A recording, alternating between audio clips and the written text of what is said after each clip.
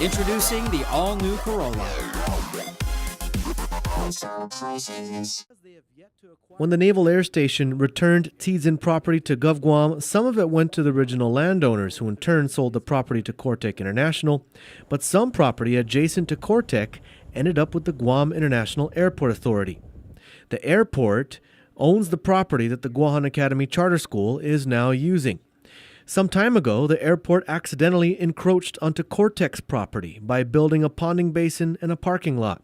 When Cortec told the airport that they had encroached onto their property, the airport made a deal with Cortec in which they leased the property that the Guahan Academy Charter School now resides in to Cortec for free.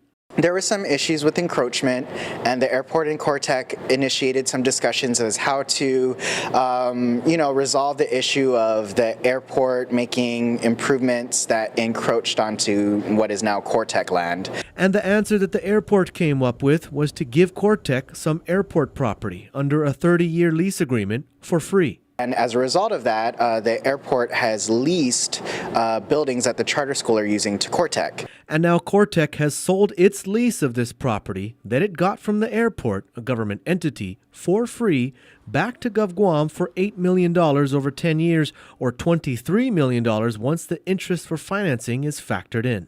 But at the end of the day, because of the work that the administration did with GITA and with the Attorney General's office, with Cortec and the airport, rest assured that the purchase order, the purchase agreement, actually, that the governor signed, will make sure that at the end of that lease between Cortec and the airport, that Cortec will relinquish all interest to that lease. So the government of Guam will basically own it. Essentially, GovGuam is now paying Cortec to take over its lease of property that was leased to them by a government entity for free.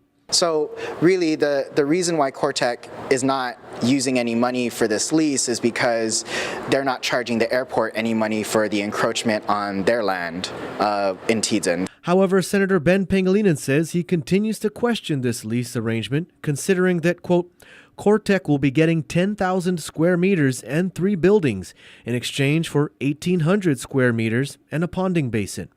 The senator told PNC via phone that the property that the airport encroached on is only about 1,800 square meters, and the property that it gave to Cortec in exchange via the free 30-year lease is comprised of about 10,000 square meters and 3 buildings. This is the property that the charter school now resides on, and property that Cortec is now leasing to GovGuam for about $8 million or $23 million, including financing.